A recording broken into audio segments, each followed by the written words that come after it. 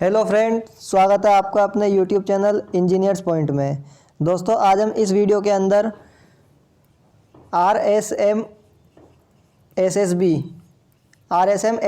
Rajasthan junior engineer electrical का paper को हम यहाँ पे सॉल्यूशन करने वाले हैं। ये जो पेपर हुआ था आपका 29/11/2020 को इवनिंग शिफ्ट का पेपर है, जिसमें कि आपके जो डिप्लोमा इंजीनियरिंग से रिलेटेड क्वेश्चन थे। इस पेपर की बात करते तो इस पेपर में टोटल 120 क्वेश्चंस पूछे गए थे। उन 120 क्वेश्चंस में से आपके 80 क्वेश्चन आपके डिसिप्लिन से रिलेटेड थे, यानी कि हमारे इलेक्ट्रिकल से पूछे गए थे, और जो 40 क्वेश्चन थे वो 40 क्वेश्चन हमारे नॉन टेक्निकल पोर्शन से पूछे गए थे। और जो नॉन टेक्निकल पोर्शन था उसमें जो 40 क्वेश्चन थे ये ओनली ऑन राजस्थान जीके से ये क्वेश्चंस पूछे गए थे। तो इस वीडियो के अंदर हम जो ये 80 क्वेश्चंस पूछे गए तो इन 80 क्वेश्चंस का हम यहाँ पे सॉल्यूशन करने वाले हैं। तो दोस्तों, अब अगर आप चैनल पे पहली बार आए तो चैनल को सब्सक्राइब जरूर कर लीजिए और पास में जो बेल आइकन बना हुआ है उसको भी प्रेस कर दीजिए, ताकि जब भी हम कोई नया वीडियो अपलोड करें तो उसका नोटिफिकेशन आपको सबसे पहले मिल सके। तो चलिए दोस्तों, अब हम यहाँ स्टार्ट करते हैं हमारे टेक्निकल क्वेश्चन का सॉल्यूशंस। तो यहाँ से हमारे क्वेश्चन नंबर 41 जो है, यहाँ से हमारे टेक्निकल के क्वेश्चन स्टार्ट होते हैं। तो जो हमारे एक से लेकर के हमारे 40 तक के जो क्वेश्चंस थे वो हमारे नॉन टेक्निकल यानी कि राजस्थान जीके के क्वेश्चंस थे। जो हमारे टेक्निकल क्वेश्चन स्टार्ट होते हैं वो 41 नंबर से स्टार्ट होते हैं। तो यहाँ पे हमारा पहला क्वेश्चन है, a DC motor should not be started without starter because. तो हमारी जो डीसी मोटर होती है उसको हम स्टार्टर के बिना स्टार्ट क्यों नहीं कर सकते, उसका रीज़न बताना है। तो आपको पता है डीसी मोटर की अगर बात करते हैं तो डीसी मोटर में हमारा स्पीड क्या होती है, स्पीड का रिलेशन क्या होता है, speed is directly proportional EB और इन्वर्सली प्रोपोर्शनल क्या होती है, फ्लक्स के। तो अगर हम बात करते हैं स्टार्टिंग कंडीशन में डीसी मोटर में, तो स्टार्टिंग कंडीशन में क्या होता है, हमारा बैक ईएमएफ जीरो होता है, और बैक ईएमएफ जीरो होने के कारण हमारी स्पीड जो होती है ये भी क्या होती है, जीरो होती है। इस कारण से हमारा जो फ्लक्स होता है ये क्या होता है, हाई होता है। और जो हमारा फ्लक्स होता है फाई ए, ये फ्लक्स जो होता है ये डायरेक्टली प्रोपोर्शनल हमारे आर्मेचर के करंट के यानी कि आई ए के डायरेक्टली प्रोपोर्शनल होता है। तो जितना ज़्यादा हमारा फाई ए होगा उतना ही ज़्यादा क्या होगा, हमारा आई ए होगा। और आपको पता है अगर हमारी करंट ज़्यादा होगी तो हमारा स्टार्टिंग में रेसिस्टेंस वो क्या होगा, हमारा लो होगा। तो यहाँ पे आप देख सकते हो ऑप्शन नंबर सी हमारा इस क्वेश्चन का सही आंसर हो जाएगा, of very low resistance of the armature winding. तो ऑप्शन नंबर सी हमारा यहाँ पे करेक्ट आंसर होगा। नेक्स्ट क्वेश्चन पर चलते हैं। तो अगला क्वेश्चन आता है हमारा, the polarity of induce EMF in DC generator can be reverse by reversing the direction of. जो हमारा डीसी जनरेटर होता है उसमें उसकी घूमने की जो डायरेक्शन होती है उसे रिवर्स करने के लिए किसकी पोलैरिटी चेंज करेंगे। तो ऑप्शन है field flux only, option B rotation only, option C है both rotation and field flux only, या फिर ऑप्शन डी है आइदर रोटेशन और फील्ड फ्लक्स ओनली। तो अगर बात करते हैं हम डीसी जनरेटर को घूमने की अगर उसकी डायरेक्शन को चेंज करना है तो उसको चेंज करने के लिए हम क्या करेंगे, या तो हम फील्ड के टर्मिनल्स को चेंज करेंगे या फिर हम आर्मेचर के टर्मिनल्स को चेंज करेंगे। दोनों को एक साथ चेंज नहीं करेंगे, क्योंकि अगर दोनों को एक साथ चेंज कर दिया तो जो हमारा जनरेटर वो सेम डायरेक्शन में घूमता रहेगा। तो यहाँ पे ऑप्शन नंबर हमारा डी इसका करेक्ट आंसर हो जाएगा, आइदर रोटेशन और फील्ड। यहाँ पे इसका डी ऑप्शन करेक्ट हो जाएगा। अब चलते हैं नेक्स्ट क्वेश्चन पर। तो अगला क्वेश्चन है हमारा, the condition of maximum efficiency of a transformer is. जो ट्रांसफॉर्मर होता है उसमें जो मैक्सिमम एफिशिएंसी कंडीशन होती है वो क्या होती है। तो हमारा जो ट्रांसफॉर्मर होता है इसमें मैक्सिमम एफिशिएंसी कंडीशन में क्या होती है, हमारे जो आयरन लॉसेस होते हैं पीआई वो किसके बराबर हो जाते हैं, कॉपर लॉसेस के यानी कि पीसी के बराबर हो जाते हैं। तो ये हमारे ट्रांसफॉर्मर के अंदर मैक्सिमम एफिशिएंसी कंडीशन होती है। तो यहाँ पे आप देख सकते हो ऑप्शन नंबर सी हमारा इसका करेक्ट आंसर हो जाएगा, copper losses are equal to iron losses. अगला क्वेश्चन है, silica gel is placed in. जो हमारी सिलिका जेल होती है किसके अंदर रखी होती है। तो हमारी जो सिलिका जेल होती है ये हमारी ब्रीदर के अंदर रखी जाती है। तो यहाँ पे ऑप्शन नंबर ए हमारा इसका सही आंसर हो जाएगा। अगर बात करते हैं हम सिलिका जेल की, जो सिलिका जेल होती है तो ये अच्छी कंडीशन में होती है, गुड कंडीशन में होती है। तो इसका जो कलर होता है ये कलर कौन सा होता है, ब्लू कलर में होती है। और जब ये खराब हो जाती है तो इसका कलर जो हो जाता है ये लाइट पिंक कलर की हो जाती है, यानी कि ये पिंक कलर की हो जाती है। यहाँ पे हम लिख सकते हैं पिंक कलर की हो जाती है।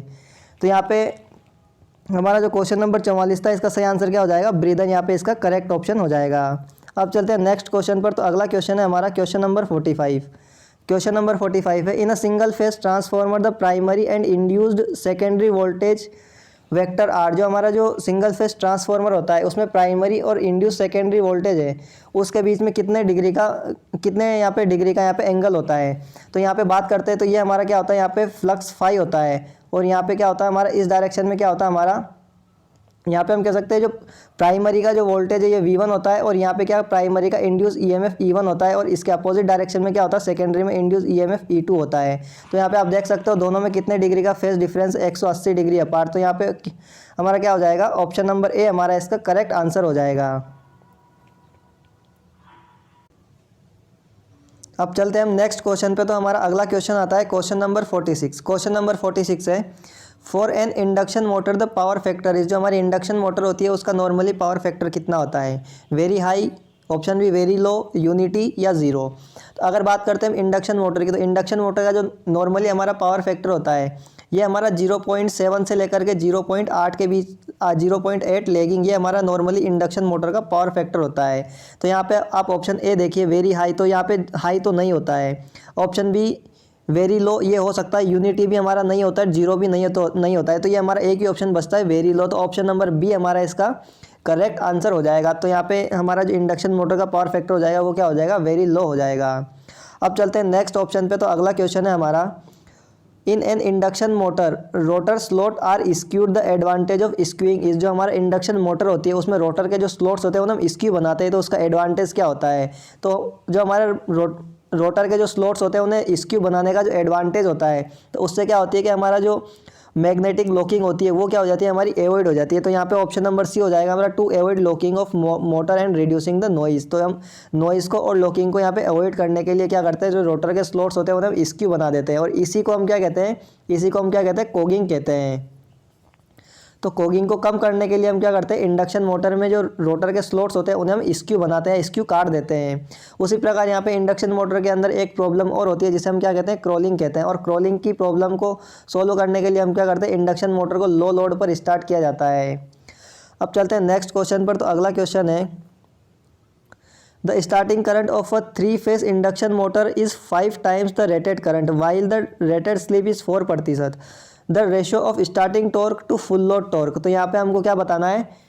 Starting torque TST to full load torque TFL का रेशियो बताना है। और यहाँ पे हमको जो क्या दिया हुआ स्टार्टिंग करंट है वो 5 टाइम्स है रेटेड करंट की। तो यहाँ पे अगर बात करता हूँ मैं फॉर्मूले की, तो यहाँ पे आपको जो हमारा जो फॉर्मूला होता है starting torque to full load torque का, इसका जो फॉर्मूला होता है ये क्या होता है हमारे पास? IST अपॉन में IFL का होल स्क्वायर इंटू SFL, ये हमारे पास इसका फॉर्मूला होता है। तो अब हमको कुछ नहीं करना, बस इस फॉर्मूला के अंदर क्या करनी है? वैल्यू पुट करनी है। तो यहाँ से हमको जो स्टार्टिंग करंट है वो कितने गुना दी हुई है? 5 गुना दी हुई है फुल लोड करंट की। तो यहाँ क्या हो जाएगा हमारा? 5 डिवाइडेड बाई 1 का whole square into slip. Full load पे स्लिप कितनी प्रतिशत दी हुई है? 4%। तो ये हो जाएगा हमारा 0.04। तो ये कितना हो जाएगा हमारा? तो 5 का स्क्वायर कितना हो जाएगा? 25 हो जाएगा हमारा। तो 25 इंटू 0.04। तो जब हम इसको सोल्व करेंगे तो यहाँ पे हमको जो फुल स्टार्टिंग टॉर्क और फुल लोड टॉर्क का जो रेशो मिलेगा वो कितना मिलेगा हमें? हमको यहाँ पे 1 मिलेगा, यानी कि ऑप्शन नंबर सी हमारा इसका सही आंसर हो जाएगा। अब चलते हैं अगले क्वेश्चन पर। तो नेक्स्ट क्वेश्चन है हमारा क्वेश्चन नंबर 49। क्वेश्चन नंबर 49 है हमारा, the rotor power output of a 3 phase induction motor is 15 kilowatt. The rotor copper losses at a slip of 4% will be. तो जो हमारा रोटर का जो पावर आउटपुट है वो हमारा 15 किलोवाट है, और रोटर कॉपर लॉसेस हमको निकालने हैं और स्लिप 4% है। तो यहाँ पे अगर बात करते हैं तो ये हमारा, अगर बात करता हूँ मैं रोटर के इनपुट की, जो एयर गैप की पावर होती है ये हमारा रोटर का इनपुट होता है। अगर उसमें से हम रोटर के कॉपर लॉसेस, जिसे हम PRC कहते हैं, अगर इसको माइनस कर देते हैं तो हमको क्या मिलता है? रोटर में मैकेनिकल डेवलप्ड पावर मिलती है PMD, और ये हमको कितनी दी हुई है? 15 किलोवाट, ये हमको क्वेश्चन में दी हुई है। हमको यहाँ पे PRC रोटर कॉपर लॉसेस निकालते हैं, तो इसका 2 फॉर्मूला होता है। एक तो आपका स्लिप की टर्म में बात करें तो इसका स्लिप की टर्म में तो फॉर्मूला क्या हो जाएगा? S into PG। अगर हमको इनपुट पावर दी हुई होती तो हम इस फॉर्मूले का यूज़ कर लेते हैं। हमको आउटपुट पावर दी हुई है PMD। तो यहाँ पे अगर बात करते हैं हम PRC के फॉर्मूले की, तो यहाँ पे हमारे पास जो PRC का फॉर्मूला बनता है ये क्या बनता है? S/1 minus S into PMD।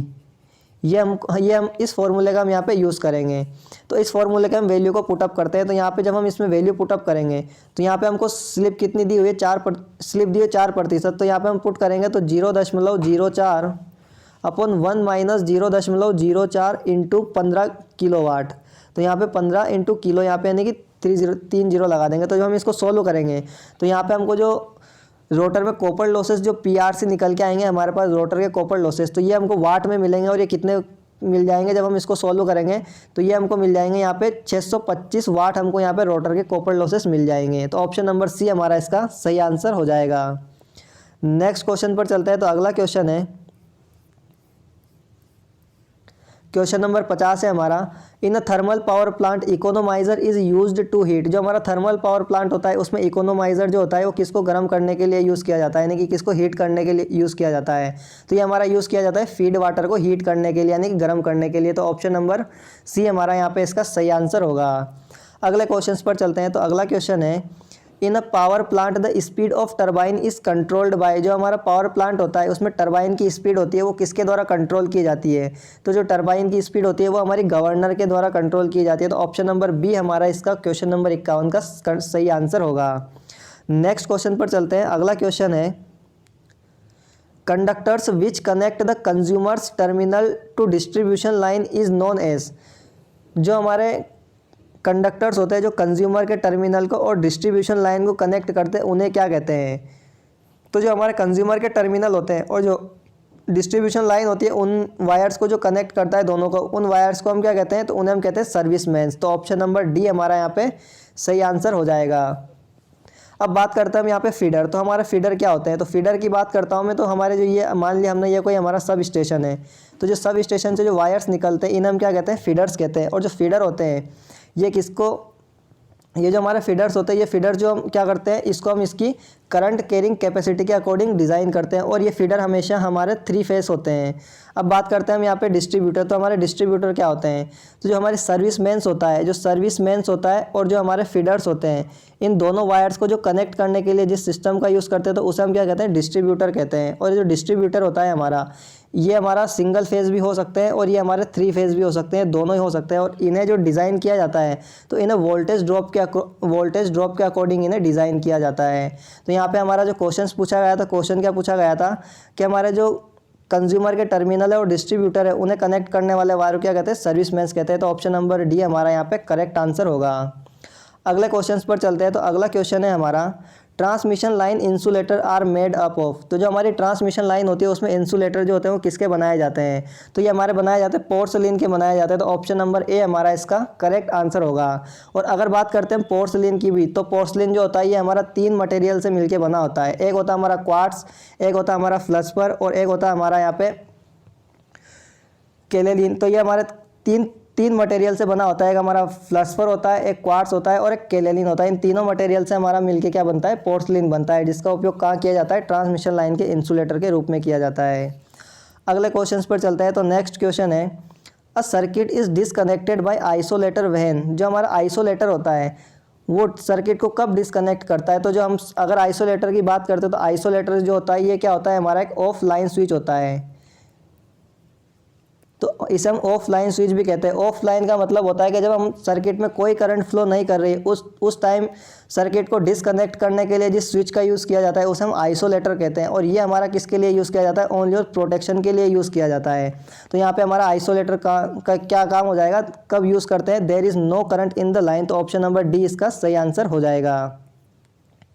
अगले क्वेश्चन पर चलते हैं। तो नेक्स्ट क्वेश्चन है, which of the following medium is employed for extension of arc in air circuit breaker. जो एयर सर्किट ब्रेकर होता है उसमें आर्क एक्सटेंशन के लिए किस मीडियम का उपयोग किया जाता है। तो अगर बात करते हैं एयर सर्किट ब्रेकर की, तो इसमें आर्क एक्सटेंशन के लिए एयर का यूज़ किया जाता है। तो ऑप्शन नंबर बी हमारे पास इसका सही आंसर हो जाएगा। यहाँ पे अब बात करता हूँ मैं एयर सर्किट ब्रेकर की। तो एयर सर्किट ब्रेकर जो होते हैं ये हमारे नॉर्मली 400 kV तक यूज़ किए जाते हैं।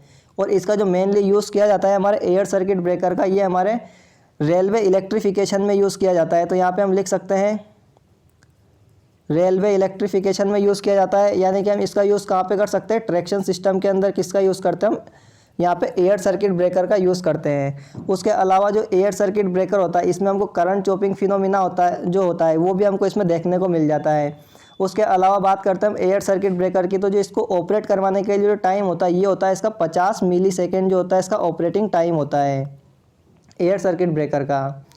और एयर सर्किट ब्रेकर के अंदर रेजिस्टेंस स्विचिंग का भी उपयोग किया जाता है।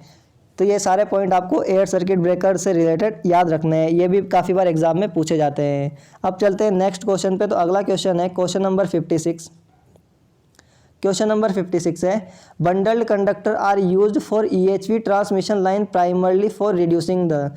जो हमारे extra high voltage transmission line होती है उसमें हम बंडल कंडक्टर का यूज़ करते हैं। तो वो हम प्राइमरली क्यों यूज़ करते हैं? तो बंडल कंडक्टर को प्राइमरली यूज़ करने का कारण होता है हमारा कोरोना लॉस को कम करना। तो ऑप्शन नंबर डी हमारा इसका करेक्ट आंसर हो जाएगा। अब चलते हैं नेक्स्ट क्वेश्चन पर। तो अगला क्वेश्चन हो जाएगा हमारा, a generating station has maximum demand 30 megawatt, a load factor of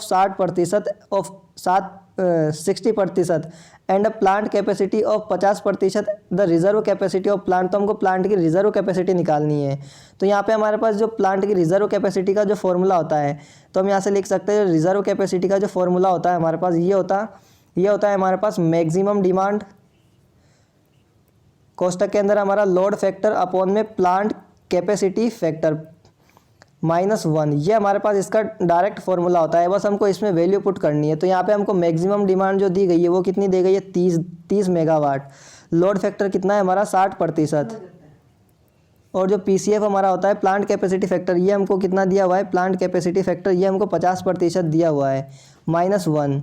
तो यहाँ पे हमारा प्रतिशत से प्रतिशत कट गया, 0 से 0 कट गया। तो यहाँ पे जब हम इसको सॉल्व करते हैं तो यहाँ पे अगर हम आगे सॉल्व करते हैं तो ये कितना हो जाएगा हमारा?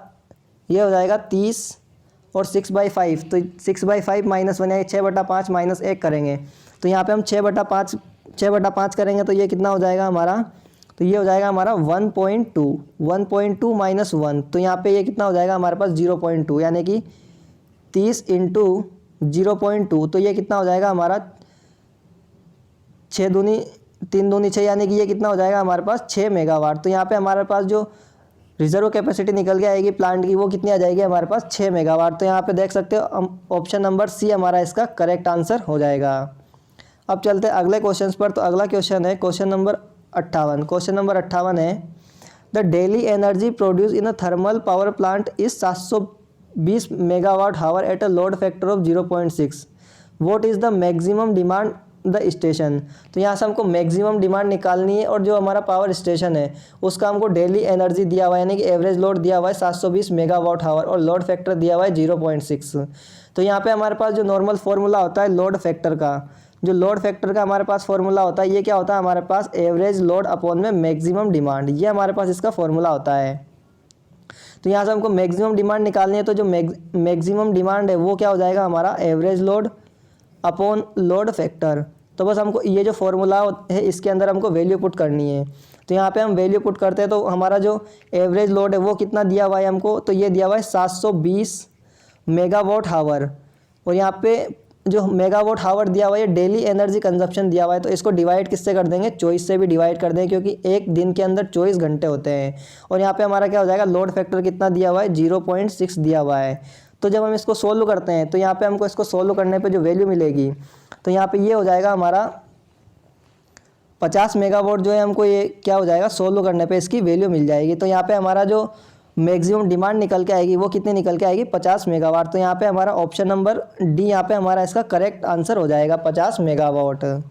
अब चलते हैं नेक्स्ट क्वेश्चन पे। तो अगला क्वेश्चन है हमारा क्वेश्चन नंबर 59। क्वेश्चन नंबर 59 है, the ABCD constant of a 3 phase transmission line are. तो हमको जो 3 फेज हमारी ट्रांसमिशन लाइन है उसका ABCD कॉन्स्टेंट दिया है, A = D = 0.8 एंगल 1 डिग्री, जो C दिया हुआ है 0.002 एंगल 90.4 महो, और जो B दिया हुआ है ये दिया हुआ है 170 एंगल 85 डिग्री ओम। तो यहाँ पे द सेंडिंग एंड वोल्टेज दिया हुआ है हमको 400 kV, the receiving end voltage under no load की कंडीशन में हमको रिसीविंग एंड का वोल्टेज निकालना है। तो इस क्वेश्चन को सॉल्व करने के लिए आपको सबसे पहले जो हमारे ABCD पैरामीटर, ट्रांसमिशन लाइन के ABCD पैरामीटर की आपको इक्वेशंस पता होनी चाहिए।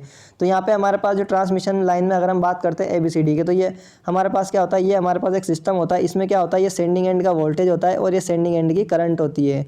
उसी प्रकार से हमारे पास ये क्या होता है? रिसीविंग एंड का वोल्टेज होता है और यहाँ पर हमारे पास रिसीविंग एंड की करंट होती है। तो जब हम इसमें इक्वेशंस लिखते हैं तो VS बराबर क्या आता है हमारे पास? तो ये आता है AVR प्लस B × IR। ऐसे हम क्या लिखते हैं? IS सेंडिंग एंड की करंट निकालते हैं तो ये क्या आ जाता है हमारे पास? CVR plus DIR। ये हमारे पास इसकी इक्वेशंस होती है। तो यहाँ से हमको सेंडिंग एंड का वोल्टेज दिया हुआ है और नो लोड की कंडीशन में हमको रिसीविंग एंड का वोल्टेज पूछा गया है। तो हम यहाँ पे ये हमारे इक्वेशन नंबर 1 है और ये हमारी इक्वेशन नंबर 2 है। तो यहाँ पे आप देख सकते हो हमको इक्वेशन नंबर वन का हम यूज़ करेंगे। तो इक्वेशन नंबर 1 का यूज़ करेंगे तो हम रिसीविंग एंड का वोल्टेज हम आराम से निकाल सकते हैं, क्योंकि सेंडिंग एंड का वोल्टेज हमको दिया हुआ है। और जो नो लोड की बात करेंगे तो नो लोड की कंडीशन में हमारा जो क्या, अगर बात करते हैं हम नो लोड की कंडीशन, तो नो लोड की कंडीशन में हमारा IR जो है ये क्या हो जाएगा, हमारा जीरो हो जाएगा, क्योंकि नो लोड में यहाँ पे कोई लोड कनेक्ट नहीं होगा। जब लोड कनेक्ट नहीं होगा तो जो हमारी IR करंट है ये क्या हो जाएगी, जीरो हो जाएगी। जब IR करंट जीरो हो जाएगी तो हमारी ये वाली टर्म जो है ये हमारी पूरी टर्म क्या हो जाएगी, जीरो हो जाएगी। तो हमारे पास जो इक्वेशन बचेगी बस यही इक्वेशन बचेगी, और इसी इक्वेशन का हम क्या करेंगे, यूज़ करेंगे। तो यहाँ पर हमारे पास जो फाइनल इक्वेशन बचेगी वो क्या बचेगी, VS बराबर AVR प्लस जीरो। तो अब तो इसको हम नॉर्मली सोल्व करना है, तो हमको सेंडिंग एंड का वोल्टेज कितना दिया हुआ है, तो ये दिया हुआ है 400 बराबर ए की वैल्यू आप यहाँ से देखिए, ए की वैल्यू क्या लिखी है 0.8 एंगल 1 डिग्री इंटू VR। हमको VR निकालना है, तो VR बराबर क्या हो जाएगा हमारा 400 बटा 0.8 एंगल 1 डिग्री हो जाएगा। तो जब हम इसको आगे सोल्व करते हैं तो आगे सोल्व करेंगे हम, तो क्या हो जाएगा हमारा 400 के अंदर हम क्या करेंगे 0.8 का भाग देंगे, तो एक जीरो हमने ऊपर लगा दी, ये कितना 5, तो ये कितना आ गया हमारा 500। तो ये तो आ गया हमारा 500, और जो एंगल है ये नीचे प्लस है तो ऊपर जाएगा तो क्या हो जाएगा एंगल -1 डिग्री हो जाएगा। तो यहाँ पे हमारा सही ऑप्शन क्या हो जाएगा 500 एंगल -1 डिग्री हो जाएगा। तो यहाँ पे हमारा जो रिसीविंग एंड का वोल्टेज होगा वो क्या हो जाएगा हमारा नो लोड की कंडीशन में वो हो जाएगा 500 kV एंगल -1 डिग्री। तो ऑप्शन नंबर बी हमारा इसका सही आंसर होगा। अगले क्वेश्चन पर चलते हैं। तो नेक्स्ट क्वेश्चन है हमारा क्वेश्चन नंबर 60। तो क्वेश्चन नंबर 60 है हमारा, what is the unit of electric current. जो हमारी इलेक्ट्रिक करंट होती है उसकी यूनिट क्या है, तो आप सभी को पता होगी क्या होती है, एम्पियर इसकी करंट की यूनिट होती है। अगला क्वेश्चन है हमारा क्वेश्चन नंबर 61। क्वेश्चन नंबर 61 आता है हमारा, what is the potential difference. जो हमारा पोटेंशियल डिफरेंस होता है ये क्या होता है। अगर बात करता हूँ मैं, ये हमारा कोई एक रेसिस्टेंस है, यहाँ पे वोल्टेज V1 था, यहाँ पे वोल्टेज V2 था, और यहाँ पे हमारा कोई रेसिस्टेंस R था, और इसमें I1 करंट फ्लो कर रही थी, I करंट फ्लो कर रही थी। तो अब अगर हम इसके बीच का पोटेंशियल डिफरेंस लिखना चाहते हैं तो पोटेंशियल डिफरेंस क्या होता है, किन्हीं भी दो पॉइंट के बीच वोल्टेज का अंतर क्या होता है, हमारा पोटेंशियल डिफरेंस होता है। तो यहाँ पे हम क्या लिख लेंगे V1 माइनस V2, हम यहाँ पे इसके बीच का पोटेंशियल डिफरेंस लिख सकते हैं, या फिर हम V2 माइनस V1 भी लिख सकते थे। ये डिपेंड करता है हमारी करंट की डायरेक्शन क्या है।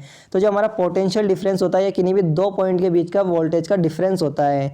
तो यहाँ पे ऑप्शन नंबर देख सकते हो, यहाँ पे हमारा हो जाएगा ऑप्शन नंबर हमारा हो जाएगा 61 का ए, यानी कि it is a difference of potential between 2 point in an electric circuit. Option number A हमारा इसका करेक्ट आंसर होगा।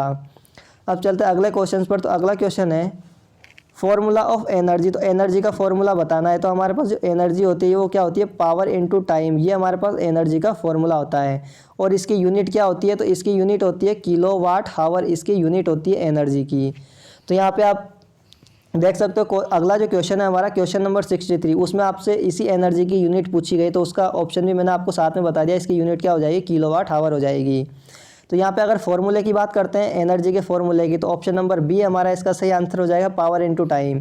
और क्वेश्चन नंबर 63 की बात करते हैं तो इसी की आपकी यूनिट पूछी गई, तो यूनिट क्या हो जाएगी हमारी, किलोवाट हावर। तो ऑप्शन नंबर सी हमारा इसका सही आंसर हो जाएगा। अब चलते हैं अगले क्वेश्चन पर। तो नेक्स्ट क्वेश्चन है हमारा question number 64। 1 kilowatt hour is equal to, जो हमारा 1 किलोवाट हावर जो होता है ये कितने जूल के बराबर होता है, ये हमको निकालना है। तो अगर बात करते हैं हम 1 किलोवाट हावर की, यहाँ पे हम बात करते हैं 1 किलोवाट की बात करते हैं, तो 1 किलोवाट बराबर कितने जूल होते हैं हमारे, तो ये होते हैं कितने, 1000 जूल होते हैं। और अगर बात करते हैं हम 1 हावर में कितने सेकेंड होते हैं, तो ये कितने होते हैं हमारे पास, 3600 सेकेंड होते हैं। ये कितने होते हैं हमारे पास, 3600 सेकेंड होते हैं। तो यहाँ पे हमारे पास 1 किलोवाट हावर जब हम निकालेंगे तो इनका गुणा करेंगे तो ये कितना हो जाएगा, 3600 इंटू 1000। तो हम इसको इस प्रकार भी तो लिख सकते हैं 3.6 इंटू 10⁶ जूल। तो ये हमारा 1 किलोवाट हावर की वैल्यू निकल के आ जाएगी। तो आप देख सकते हो ऑप्शन नंबर जो हमारा डी है 3.6 इंटू 10⁶, ऑप्शन नंबर डी हमारा इसका सही आंसर होगा। अब चलते हैं अगले क्वेश्चन पर। तो अगला क्वेश्चन है question number 65। Kirchhoff first law state that a junction in a electric circuit. जो हमारा किरचॉफ का फर्स्ट लॉ होता है, जो किरचॉफ का फर्स्ट लॉ कौन सा होता है, पहले तो आपको ये पता होना चाहिए। तो हमारा किरचॉफ का जो फर्स्ट लॉ होता है ये KCL होता है, किरचॉफ्स करंट लॉ होता है। ये किरचॉफ का पहला नियम होता है, और इस किरचॉफ के पहले नियम के अनुसार क्या होता है कि किसी भी नोड पर आने वाली करंट बराबर क्या होना चाहिए, उनका सम जो है किसके बराबर होना चाहिए, जाने वाली करंट के बराबर होना चाहिए। या फिर नोड पर आने वाली जितनी भी करंट है, नोड पर आने वाली जितनी भी करंट है उन सभी करंट का जो समेशन है यानी कि उनका सम है वो क्या होना चाहिए, 0 के बराबर होना चाहिए। तो ऑप्शन नंबर बी आप देख सकते हो, ऑप्शन नंबर बी हमारा इसका करेक्ट ऑप्शन हो जाएगा। नेक्स्ट क्वेश्चन पर चलते हैं। तो अगला क्वेश्चन है question number 66। Ideal voltage source should है, जो आइडियल वोल्टेज सोर्स होता है तो उसका इंटरनल रेसिस्टेंस कितना होता है। तो अगर बात करते हैं हम आइडियल वोल्टेज सोर्स की, तो आइडियल वोल्टेज सोर्स का जो इंटरनल रेसिस्टेंस होता है वो यहाँ कितना होता है, 0 होता है। तो ऑप्शन नंबर ए हमारा इसका सही आंसर हो जाएगा। लेकिन अगर बात करते हैं हम आइडियल करंट सोर्स की, तो उसका इंटरनल रेसिस्टेंस कितना होता है, इन्फिनिटी होता है। तो यहाँ पे अगर वोल्टेज सोर्स का पूछा जाए इंटरनल रेसिस्टेंस आइडियल का तो वो 0 होगा, और आइडियल करंट सोर्स का पूछा जाए तो वो इन्फिनिटी होगा।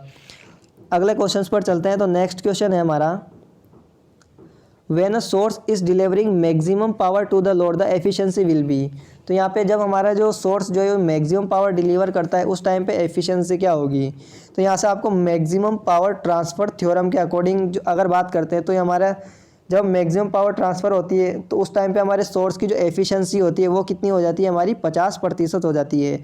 और जो सर्किट के अंदर मैक्सिमम पावर ट्रांसफ़र कराने की जो कंडीशन की बात करते हैं तो उसकी कंडीशन क्या होती है, हमारा आरएल जो होता है लोड का रेसिस्टेंस वो बराबर होना चाहिए आरटीए, यानी कि हमारे सर्किट के इंटरनल रेसिस्टेंस के बराबर होना चाहिए। और जब हमारी मैक्सिमम पावर ट्रांसफ़र होती है तो उस टाइम पावर कितनी ट्रांसफ़र हो सकती है, तो उसका फॉर्मूला होता है हमारे पास PL बराबर VTH। मैं आप यहाँ लिख देता हूँ, जो मैक्सिमम पावर का जो फॉर्मूला होता है PL बराबर वो होता है हमारे पास VTH का स्क्वायर अपॉन में 4RTH लिख सकते हैं या 4RL लिख सकते हैं आप, क्योंकि दोनों बराबर होते हैं। ये हमारे पास मैक्सिमम पावर का फॉर्मूला होता है। तो यहाँ पे जो एफिशिएंसी वो कितनी हो जाएगी, 50% हो जाएगी। ऑप्शन नंबर ए हमारा इसका सही आंसर होगा। अब चलते हैं अगले क्वेश्चन पर। तो अगला क्वेश्चन है, the current flowing through 1 ohm resistor connected between B and E in the circuit shown in below. जो B और E जो हमारा ये जो रेसिस्टेंस है इसके अंदर करंट जो आएगा वो कितना आएगा। तो एक तो बात करते हैं हम यहाँ पे आपको डायरेक्ट बता सकते हैं, जो हमारी 1 एम्पियर ये जो करंट है ये जब यहाँ पे आएगी इस B वाले नोड पे आएगी तो यहाँ पे यहाँ तक तो 1 एम्पियर आ जाएगी हमारी। उसके बाद बात करते हैं यहाँ पे आधी करंट इधर जाएगी और आधी इधर जाएगी, क्योंकि दोनों रेसिस्टेंस हमारे 1-1 ओम के हैं तो दोनों रेसिस्टेंस में बराबर करंट जो है वो यहाँ पे बंट जाएगी। तो 0.5 एम्पियर ही हमारी 1 ओम में जाएगी और 0.5 एम्पियर ही इस रेसिस्टेंस के अंदर भी जाएगी। तो बी और ई जो पॉइंट है हमारा, इन दोनों के बीच में कितनी करंट चली जाएगी, 0.05। तो दोनों में करंट आधी आधी हो जाएगी। तो यहाँ पे आप देख सकते हो ऑप्शन नंबर हमारा बी हमारा इसका सही आंसर हो जाएगा। या तो आप डायरेक्ट इस प्रकार निकाल सकते हो या फिर आप इसको जो KCL का नियम है उससे भी आप इसको कैलकुलेट कर सकते हो। अगर बात करते हैं हम KCL से, तो KCL से आप इसको कैसे कैलकुलेट कर सकते हो। तो ये जो हमारा बी पॉइंट है यहाँ पे वोल्टेज हमने V मान लिया और इसमें करंट हमने I1 मान ली और यहाँ पे करंट हमने I2 मान ली। तो KCL के अकॉर्डिंग क्या होता है, नोड पे आने वाली करंट बराबर जाने वाली करंट होती है। तो आने वाली करंट 1 एम्पियर और जाने वाली कौन कौन सी हमारी I1 प्लस I2। तो बस हमको इसकी वैल्यू पुट करनी है। तो यहाँ पे 1 एम्पियर बराबर I1 क्या हो जाएगा हमारा V/1 प्लस ऐसे ही हमारे पास जो I2 है ये भी क्या हो जाएगा हमारा V/1 हो जाएगा। जब LCM लेंगे तो 1 आ जाएगा, तो यहाँ पे हमारा V प्लस V हो जाएगा और इक्वल में 1 चल रहा है तो ये हमारा इधर चला जाएगा। तो ये क्या हो जाएगा, 1 बराबर कितना हो जाएगा हमारे पास 2V हो जाएगा और V बराबर क्या हो जाएगा हमारे पास 1/2 हो जाएगा। यानी कि जो वोल्टेज आएगा हमारे पास वो कितना आ जाएगा, 0.5 आ जाएगा। जब हमारे पास वोल्टेज 0.5 आ गया तो यहाँ पे हमने जो करंट ली थी इस ब्रांच के अंदर, जो B से E के बीच में जो हमने करंट लिखी थी I1, वो कितनी लिखी थी हमने, आप यहाँ पे देख सकते हो V1/1। तो V1 हमारा कितना आया 0.5/1। तो यहाँ पे हमारी जो करंट आई है वो कितनी आई है 0.5 एम्पियर हुई हमारी निकल के आई है। तो यहाँ से भी हमारी वही करंट निकल के आई जो हम डायरेक्ट भी बता सकते थे। तो मैंने आपको दोनों तरीके से यहाँ पे पूरा सोल्यूशन करवा दिया है। तो ऑप्शन नंबर हमारा बी इसका करेक्ट ऑप्शन हो जाएगा। नेक्स्ट क्वेश्चन पर चलते हैं। तो अगला क्वेश्चन है हमारा, इन the circuit shown below what will be power consumed in 2 ohm resistor connected across A and B। जो हमारा A और B जो है ये वाला टर्मिनल है, इस टर्मिनल के अक्रॉस जो रजिस्टर कनेक्टेड है इसमें टोटल पावर कंज्यूम होगी वो कितनी होगी, वो हमको यहाँ से कैलकुलेट करनी है। तो यहाँ पे हम फिर से वही हम क्या करेंगे, KCL का जो लॉ है KCL के नियम का यूज़ करेंगे।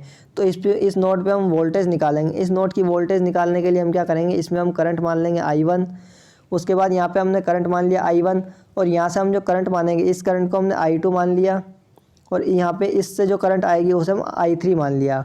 तो यहाँ करेंगे, यहाँ इस पे क्या करेंगे, नोड पे KCL लगाएंगे। तो KCL में क्या होता है, हमारा नोड पे आने वाली करंट बराबर जाने वाली करंट।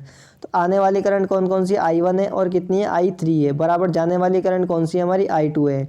तो I1 क्या हो जाएगी हमारी 6 - V/2 प्लस I3 क्या हो जाएगी हमारी 12 - V/2, और यहाँ क्या हो जाएगा हमारा V/2। ये हमारे पास यहाँ पे इक्वेशन बनेगी।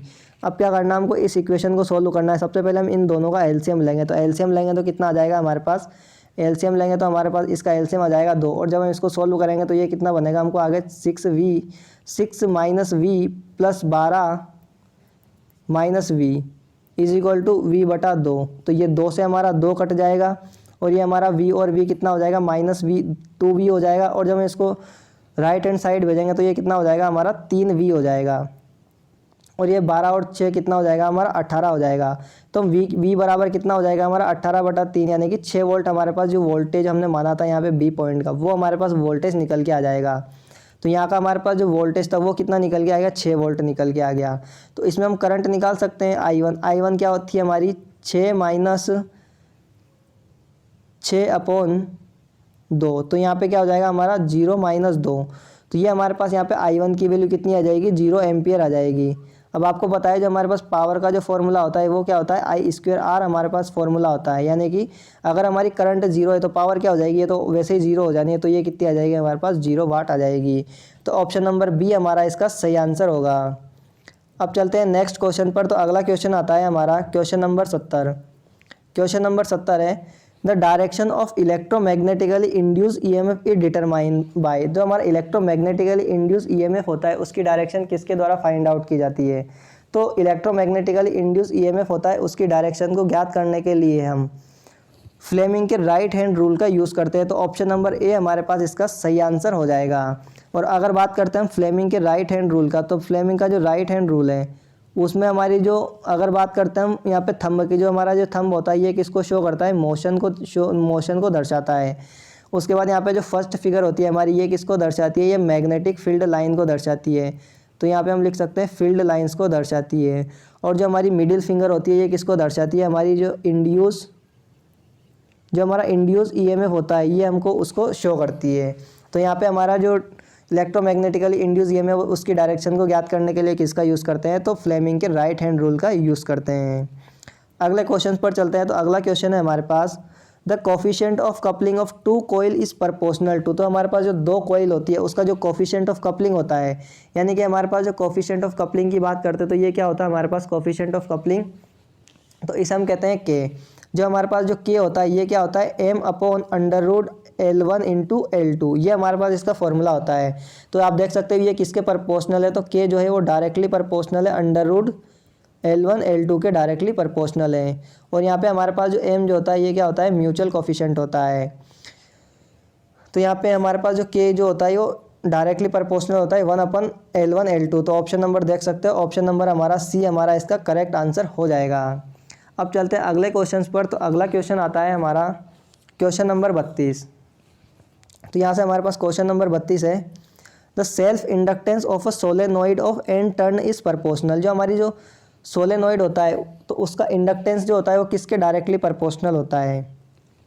तो हमारे पास जो सोलेनोइड के केस में जो इंडक्टेंस का फॉर्मूला होता है वो होता है L = μ0 μr N² A/L। ये हमारे पास इसका फॉर्मूला होता है। तो यहाँ से आप देख सकते हो जो L है हमारे पास, ये L जो है वो किसके डायरेक्टली प्रोपोर्शनल है, N² के डायरेक्टली प्रोपोर्शनल है। तो यहाँ पे ऑप्शन नंबर हमारा B इसका करेक्ट ऑप्शन हो जाएगा। अब चलते हैं अगले क्वेश्चन पर। तो अगला क्वेश्चन आता है हमारा क्वेश्चन नंबर 73। क्वेश्चन नंबर 73 है हमारा, the arc utilize in electric arc welding is. जो हमारी इलेक्ट्रिक आर्क वेल्डिंग होती है उसमें जो हम आर्क यूटिलाइज करते हैं उसका वोल्टेज और करंट क्या होता है।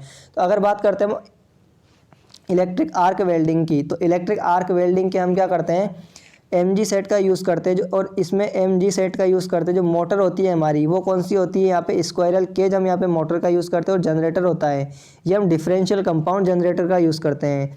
और जो हमारा जनरेटर होता है, जो MG सेट होता है हमारा, ये क्या करता है, हमारा ये लो वोल्टेज और हाई करंट का होता है। तो यानी कि ऑप्शन नंबर हमारा यहाँ पे सी इसका सही आंसर हो जाएगा, low voltage and high current. अब चलते हैं अगले क्वेश्चन पर। तो अगला क्वेश्चन है हमारे पास question number 74। To save energy during braking which type of braking is used. तो जब हम ब्रेकिंग का यूज़ करते हैं तो हम कौन सी ब्रेकिंग का यूज़ करें जिससे कि हमारी एनर्जी जो है वो सेव हो जाए। तो एनर्जी को सेव करने के लिए हम रीजनरेटिव ब्रेकिंग का यूज़ करते हैं। तो ऑप्शन नंबर सी हमारा यहाँ पे करेक्ट ऑप्शन होगा। और रीजनरेटिव ब्रेकिंग जो होती है ये हमारी ट्रैक्शन सिस्टम के अंदर यूज़ की जाती है। अगले क्वेश्चन की बात करते हैं। तो अगला क्वेश्चन है हमारे पास the concept of voltage upon frequency control of inverters driving induction motor result in. तो ये हम जो V/F रेशो कंट्रोल जो होता है, V/F रेशो कंट्रोल मेथड होता है जिसका यूज़ हम इंडक्शन मोटर के अंदर करते हैं। तो उसके कारण जो होता है क्या, उसका कारण जो हमारा ऑपरेशन जो होता है उसके कारण क्या होता है, हमारा जो हमको जो V/F रेशो फ्रीक्वेंसी कंट्रोल का जब हम यूज़ करते हैं तो हमको क्या मिलता है, कांस्टेंट टॉर्क ऑपरेशन मिलता है। तो ऑप्शन नंबर डी हमारा यहाँ पे करेक्ट ऑप्शन हो जाएगा। अब चलते हैं नेक्स्ट क्वेश्चन पर। तो अगला क्वेश्चन है question number 76। A diode when reverse bias act as a, जो अगर डायोड हमारा रिवर्स बायस में है तो वो किसकी तरह बिहेव करेगा, open switch, close switch, Zener diode या कैपेसिटर। तो अगर बात करते हैं हम डायोड की, तो ये क्या हमारा डायोड होता है। अगर हम इसको रिवर्स बायस में कनेक्ट कर दें, ये इसका पी साइड और ये एन साइड होता है। अगर पी साइड को हम नेगेटिव से कनेक्ट कर दें और एन साइड को अगर पॉजिटिव से कनेक्ट कर दें तो ये जो डायोड है हमारा ये किसकी तरह बिहेव करने लग जाएगा, ओपन सर्किट की तरह ये क्या करने लग जाएगा, बिहेव करने लग जाएगा। तो यहाँ पे हमारा इसका सही आंसर क्या हो जाएगा, open circuit. Option number A हमारा इसका सही आंसर हो जाएगा, ओपन स्विच। अब बात करते हैं अगले क्वेश्चन पर। तो अगला क्वेश्चन है क्वेश्चन नंबर 77।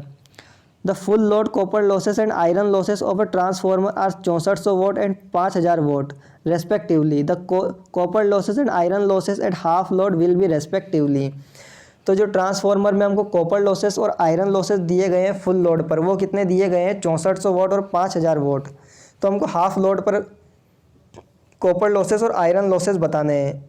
अगर बात करते हैं हम आयरन लॉसेस की ट्रांसफॉर्मर में, तो आयरन लॉसेस हमारे ट्रांसफॉर्मर के अंदर कांस्टेंट होता है, चाहे वो हाफ लोड पे पूछे, चाहे फुल लोड पे पूछे, चाहे 3/4 लोड पे पूछे, वो किसी भी लोड पे पूछे, हमारे जो कॉपर लॉसेस होते हैं PI वो हमेशा कांस्टेंट बने रहते हैं। और कितने रहेंगे हमारे, 5000 वोट ही हमारे क्या होंगे, कांस्टेंट लॉसेस रहेंगे। अब बात करते हैं हम कॉपर लॉसेस की।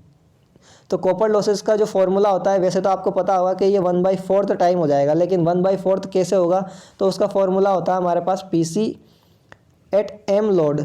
M हमारे पास वो रेशियो है जो जिस लोड पे हम निकालना चाहते हैं। PC at M load 1/m² into PC at full load, ये हमारे पास इसका फॉर्मूला होता है। तो यहाँ पे हमको M का मतलब होता है किस लोड पे हमको यहाँ पे लॉसेस निकालने, तो हाफ लोड पे निकालने। तो M का मतलब क्या हो जाएगा, 1/2 हो जाएगा। 1/2 का स्क्वायर, और फुल लोड पे कितने दिए हुए हैं, 6400 दिए हुए हैं। तो क्या करना हमको, सीधा यहाँ पे 1/4 इंटू 6400 करना है। तो यहाँ पे ये कितना हो जाएगा हमारे पास, तो इसको काटेंगे तो कितना हो जाएगा हमारे पास, 1600 हो जाएगा। तो यहाँ पे हमारे हाफ लोड पे जो कॉपर लॉसेस होंगे वो कितने होंगे, 1600 वोट, और आयरन लॉसेस तो हमारे कांस्टेंट होते हैं, तो ये 5000 वोट ही होंगे हाफ लोड पर भी। तो ऑप्शन नंबर सी हमारा इसका सही आंसर हो जाएगा। अगले क्वेश्चन पर चलते हैं। तो नेक्स्ट क्वेश्चन है हमारे पास, the armature resistance of a 6 pole lap wound DC machine is 0.05 ohm if the armature rewound as wave winding, what is the armature resistance. तो अगर बात करते हैं हम यहाँ पे सबसे पहले लैप वाइंडिंग की बात करते हैं। तो लैप वाइंडिंग में हमारे पास क्या होता है, जितने नंबर ऑफ पोल होते हैं उतने ही क्या होते हैं, पैरेलल पाथ होते हैं। तो यहाँ पे अगर बात करते हैं पोल 6 थे, तो मैं आपको यहाँ पे 6 पोल की बात करता हूँ। तो इस प्रकार से हमारे पास क्या थे, 6 पोल थे, तो ये हमारे पास 6 ही पैरेलल पाथ बनेंगे। तो 6 पैरेलल पाथ बनेंगे, तो यहाँ पे हमारे पास जो R इक्विवेलेंट आता है वो क्या आता है हमारे पास, RA/N होता है। सिंपल सी बात है, अगर हमारे पास पैरेलल रेसिस्टेंस अगर पैरेलल में होते हैं तो उसका फॉर्मूला इक्विवेलेंट क्या करते हैं, एक रेसिस्टेंस अपॉन में उसकी टोटल रेसिस्टेंस का डिवाइड कर देते हैं। तो वही करते हैं। तो यहाँ पे हमको जो इक्विवेलेंट रेसिस्टेंस है वो कितना दिया हुआ है, 0.05 दिया हुआ है, divided by RA/N। Total parallel path यानी कि टोटल नंबर ऑफ कंडक्टर्स कितने हमारे पास, 6 हैं। तो यहाँ पे अगर हम RA निकालेंगे तो ये कितना आ जाएगा हमारे पास, 0.05 इंटू 6। तो जो ये कितना आ जाएगा हमारे पास, तो 6 5 की 30, यानी कि ये 0.3 हो जाएगा हमारे पास, यानी कि RA जो आएगा हमारे पास 0.3 आएगा। तो यहाँ पे मैं लिख देता हूँ, हमारे पास जो RA जो आएगा वो कितना आएगा, 0.3 आएगा।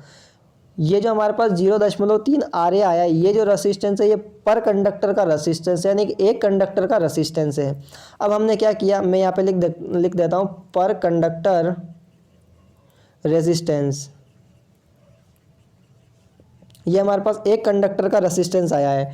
अब हम क्या करेंगे, जो वाइंडिंग थी अब हम इसको वेव वाउंड करेंगे। तो आपको पता है वेव वाउंड में जो हमारे पास जो नंबर ऑफ पैरेलल पाथ होते हैं ये 2 ही होते हैं, और पोल कितने हमारे पास 6 हैं। तो हम क्या करेंगे, 3 हम एक साथ कनेक्ट कर देंगे और जो दूसरे 3 हैं उनको एक साथ कनेक्ट कर देंगे। तो ये हमारे पास क्या बन गया, हमारे पास 2 पैरेलल पाथ बन गए और यहाँ पे हमारे पास 6 आर्मेचर कंडक्टर बन गए। और एक आर्मेचर कंडक्टर का रेसिस्टेंस कितना है, 0.3 है। तो पहले वाले का जो हमारे पास हो जाएगा वो कितना हो जाएगा, 0.3 पहले वाले का, वैसे दूसरे वाले का 0.3 और तीसरे वाले का भी 0.3। नीचे भी सेम हमारे पास तीनों का 0.3 हो जाएगा। अब हम इसको सोल्व करेंगे तो ये हमारे तीनों सीरीज़ में कनेक्टेड, तो इन तीनों का कितना आ जाएगा, 0.9 आ जाएगा। और ये तीनों भी हमारे सीरीज़ में कनेक्टेड है तो इनका भी कितना आ जाएगा, 0.9 आ जाएगा। उसके बाद ये दोनों का में पैरेलल में कनेक्ट हो जाएंगे। तो ये हमारे पास कुछ इस प्रकार डायग्राम बन जाएगा कि ये हमारे पास 0.9 और ये भी हमारे पास 0.9 हो जाएगा। तो इन दोनों का हम पैरेलल सोल्व करेंगे तो 0.9 पैरेलल विद 0.9। तो जब हम इसको सोल्व करेंगे तो ये कितना आता है हमारे पास, 0.9 इंटू 0.9 अपॉन 0.18। तो जब हम इसको सोल्व करते हैं तो ये कितना मिल जाएगा हमको, 0.45 ओम। तो ऑप्शन नंबर सी हमारा इसका सही आंसर हो जाएगा, 0.45। अब चलते हैं अगले क्वेश्चन पर। तो अगला क्वेश्चन है हमारे पास, in large alternator the field winding is placed in. जो हमारा लार्ज अल्टरनेटर का मतलब हो गया, हम अगर सिंक्रोनस जनरेटर की बात करते हैं तो उसमें हमारी जो फील्ड वाइंडिंग होती है ये कहाँ रखी जाती है। तो लार्ज अल्टरनेटर में जब भी हम बात करेंगे फील्ड वाइंडिंग की तो ये हमेशा कहाँ रखी जाती है, हमारी रोटर, जो फील्ड वाइंडिंग है हमारी ये रोटर पे रखी जाती है। और आर्मेचर वाइंडिंग होती है कहाँ रखी जाती है, स्टेटर पे रखी जाती है। लेकिन हमको क्वेश्चन में फील्ड वाइंडिंग के बारे में पूछा गया है तो ये कहाँ रखी जाएगी, रोटर में। तो ऑप्शन नंबर बी हमारा इसका करेक्ट आंसर हो जाएगा। अगले क्वेश्चन पर चलते हैं। तो नेक्स्ट है हमारा question number 80, maximum speed of synchronous machine of for 50 hertz will be. तो यहाँ पे आपको पता है हमारे पास जो स्पीड का फॉर्मूला होता है NS बराबर क्या होता है, 120 F/P हमारे पास इसका फॉर्मूला होता है। अब जो मशीन की बात करते हैं तो यहाँ पे 120 इंटू फ्रीक्वेंसी 50 है। जो मिनिमम जो कम से कम पोल हो सकते हैं वो हमारे पास 2 पोल तो एटलीस्ट मशीन में होते ही, एक नॉर्थ पोल और एक साउथ पोल, तो मिनिमम 2 पोल तो होते ही हैं। तो जब हम इसको सोल्व करेंगे तो ये कितना आ जाएगा हमारे पास, 3000 RPM यहाँ पे हमको इसकी स्पीड मिल जाएगी। तो ऑप्शन नंबर यहाँ पे बी हमारा इसका करेक्ट आंसर हो जाएगा। तो दोस्तों ये थे 40 क्वेश्चन जो हमने इस वीडियो के अंदर डिस्कस किए हैं। जो हमारे बाकी के रिमेनिंग क्वेश्चन जो बचते हैं 40 क्वेश्चन टेक्निकल के, वो हम आने वाले नेक्स्ट वीडियो में डिस्कस करेंगे। तो अगर आपको हमारा ये वीडियो अच्छा लगा है तो वीडियो को लाइक ज़रूर करो, चैनल में पहली बार हो तो चैनल को सब्सक्राइब जरूर कर लीजिए। मिलते हैं नेक्स्ट वीडियो में, तब तक के लिए बने रहे हमारे साथ। धन्यवाद।